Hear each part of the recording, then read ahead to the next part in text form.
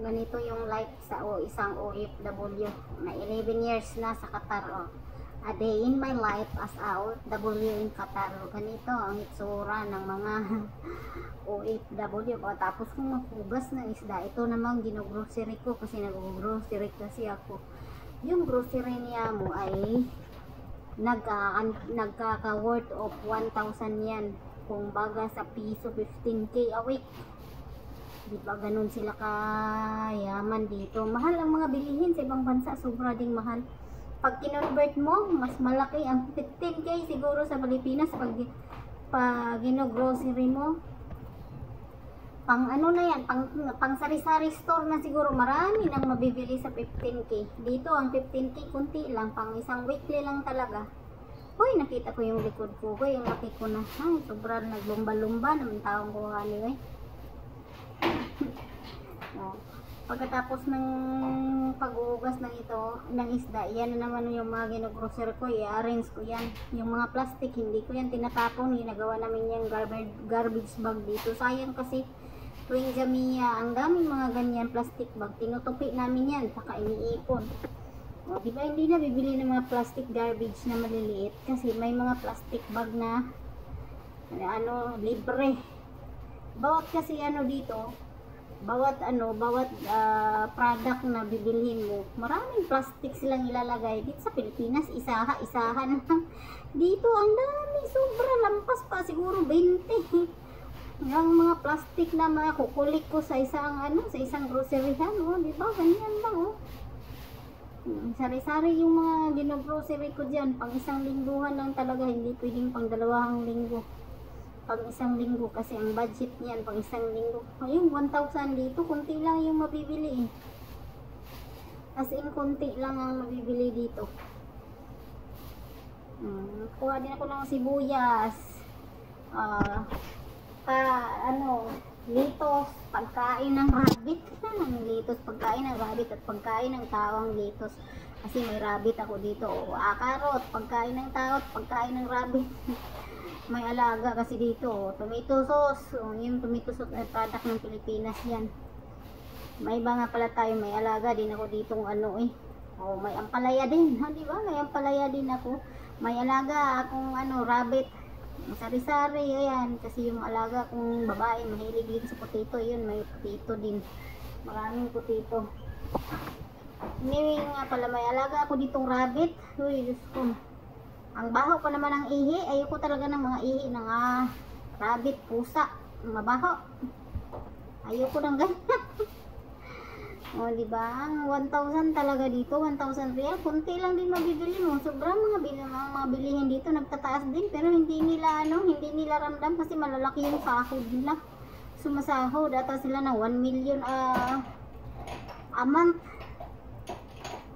Pag kinonvert mo sa Pilipinas, parang 1 million Kasi abot sila ng 100K na sahod Qatar Riyal. Kumukuha din ako ng mga Pilipino food, may bagoong, sari-sari yung mga kinukuha ko, pagkain namin. O isda, yung nililinis ko kanina, isda, pagkain namin yun.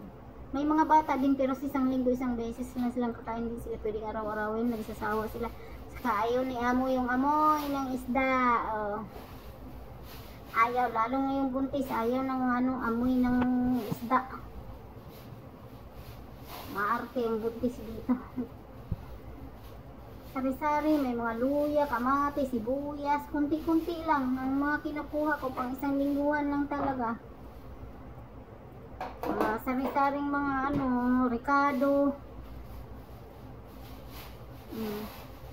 Ang tagal niyan, yun ang dito problema pag nag-Jamia, ang tagal mo matapos kasi ang daming naka-plastic, isa-isa yung mga naka-plastic bag. Doon sa kabila, buti sa kabila, ina-arrange na ng kasama ko. Mga prutas din doon sa kabila, prutas, mga pagkain ng mga bata. Dito naman sa akin yung mga lulutuin ko kasi ako tagaluto dito. Mahirap ang tagaluto sa mga Arabo kasi sila mga maarte. Maarte ang mga Arabo. Lipat na naman ako doon sa kabila. 2 storage dito. Dito nakalagay yung freezer ko. Dito kasi libre kuryente kaya ang dami nilang mga refrigerator, aircon, freezer, wagoy. Sa atin pa yan, Nagtagilid ang bayaran. Bayarin sa kuryente. Dito kasi libre yung electricity nila eh. Kaya ano sila, marami silang mga gamit sa bahay na mga part ng electricity. Kasi wala silang bayad. Libre sa gobyerno. Marami silang mga oportunidad dito na libre ng gobyerno. Lahat ganyan sana sa Pilipinas. No, hindi na siguro kung nag-a-abroad.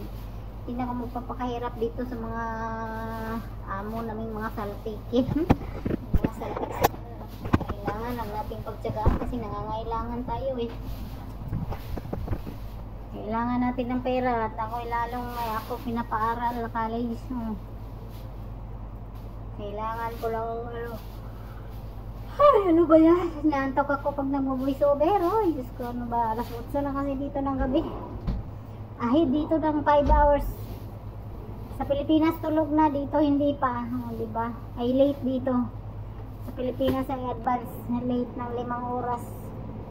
O ganyan yung refrigerator ko. Ang refrigerator ko dito sobrang laki. Yung pang pang grocery to store ang type ng ko refrigerator. Yan dito. Mabibili nila ang gusto nila kasi malaki yung sahod nila. O kagaya yan. O, isa-isa ko yung i-arrange niyan. Maano din yung 30 minutes ko dyan. Magkukonsume din ako ng 30 minutes sa pag-arrange kasi isa-isa.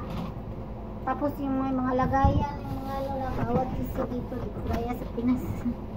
Iba yung rep dito. May type naman na ibang rep makagaya din sa Pilipinas. Kaso ito yung amo namin, no? Sira-sira pa naman yung rep niya, nagtutulo yung tubig. Pang yan, pang convenience store yung refrigerator namin eh. Maraming malalaman, yung kamatis itatago ko dyan kasi yung maniho namin nanguha. May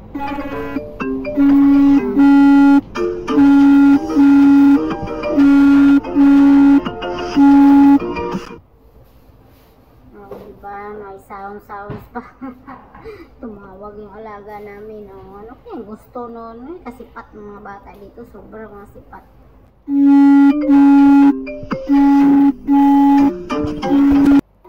Naputol ang recording. Tumawag ang senyora. Ay, Diyos ko po.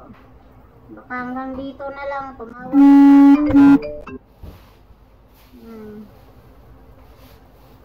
Hanggang dito na lang at ako'y magano pa.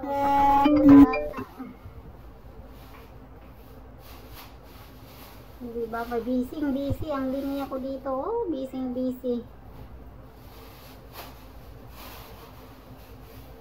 Kailangan siyang kailangan i-arrange. O, diba? Pagod din pala mag voice over. Diyos ko po, hanggang dito na lang. Thanks for watching.